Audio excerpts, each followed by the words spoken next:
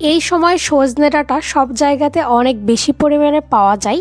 এজন্য সজনে ডাঁটার মজার একটি রেসিপি নিয়ে হাজির হয়েছি। সজনে ডাঁটা দিয়ে ডাল খেতে কিন্তু ভীষণ ভালো লাগে। এজন্য আজকে আমি তৈরি করে দেখাবো সজনে ডাঁটা দিয়ে ডাল। এই ডালের রেসিপি দেখার জন্য ভিডিওটিতে একটি লাইক দিয়ে সম্পূর্ণ ভিডিও দেখবেন। প্রথমে এখানে হাফ কাপ পরিমাণ মসুরের ডাল নিয়েছি। ডালটাকে খুব সুন্দরভাবে জল দিয়ে ধুয়ে পরিষ্কার করে নিয়েছি। এবার একটি প্রেসার কুকারের ভিতরে পরিমাণ মতো জল দিয়ে দিলাম। এরপরে যে ডালটা খুব সুন্দরভাবে ধুয়ে নিয়েছি ডালটা দিয়ে দিতে হবে। আর সামান্য পরিমাণ হলুদ দিয়ে প্রেসার কুকারের ঢাকা আটকে 2টা সিটি দিয়ে নিলাম। 2টা সিটি দেওয়ার পরে ডালটা খুব সুন্দরভাবে সেদ্ধ হয়ে গেছে। এবার এখানে আগে থেকে কেটে ধুয়ে রাখা সজনে ডাঁটাগুলো দিয়ে দিলাম আর 4টা কাঁচামরিচ দিয়ে দিলাম। আরও কিছুটা জল অ্যাড করে দিলাম। এবার প্রেসার কুকারের ঢাকা আটকে খুব সুন্দরভাবে এই সজনে ডাঁটা খুব সুন্দরভাবে সেদ্ধ করে নিতে হবে।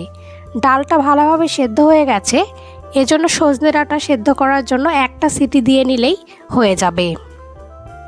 গরমের এই সময়ে সজনে ডাঁটা দিয়ে ডাল খেতে ভীষণই ভালো লাগে। এবার সজনে ডাঁটাটা খুব সুন্দরভাবে প্রেসার কুকার থেকে নামিয়ে নিয়েছি। এবার একটি কড়াইয়ে পরিমাণ মতো তেল দিয়ে দিলাম। এরপরে এখানে কিছুটা ডাল মশলা অ্যাড করে দিতে হবে। এরপরে একটা শুকনো মরিচ এখানে দিয়ে দিয়েছি। এবার খুব সুন্দরভাবে নাড়াচাড়া করে ফোড়ন দিয়ে নিতে হবে। এবার এখানে অ্যাড করে দিব কয়েকটা রসুনের কোয়া খুব সুন্দরভাবে কুচি করে নিয়েছি। এবার রসুনটাকেও খুব সুন্দরভাবে নাড়াচাড়া করে নিতে হবে। রসুনগুলো যখন ব্রাউন কালার হয়ে আসবে তখন এখানে অ্যাড করে দিতে হবে পেঁয়াজ কুচি। এবার পেঁয়াজটাকেও খুব সুন্দরভাবে তেলের ভিতর ভেজে নিতে হবে। খুব সুন্দর একটা সুঘ্রাণ আসবে আর পেঁয়াজগুলোকে ভালো করে ব্রাউন কালার করে ভেজে নিতে হবে।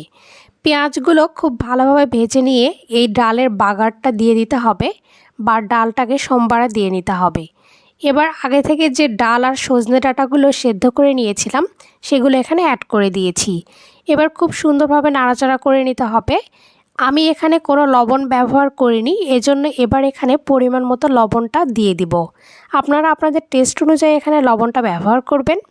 এবার লবণ দেওয়ার পরে খুব সুন্দরভাবে 5 মিনিট ডালটাকে ফুটিয়ে নিতে হবে।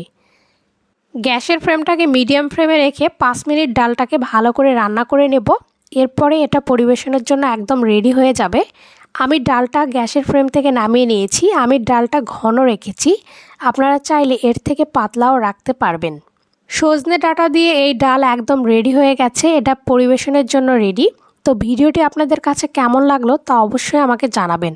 আর চ্যানেলটি এখনও না সাবস্ক্রাইব করে থাকলে চ্যানেলটি অবশ্যই সাবস্ক্রাইব করে থাকবেন। আর এই রকম সজনে ডাঁটার ডাল অবশ্যই গরমের দিনে বানিয়ে নেবেন।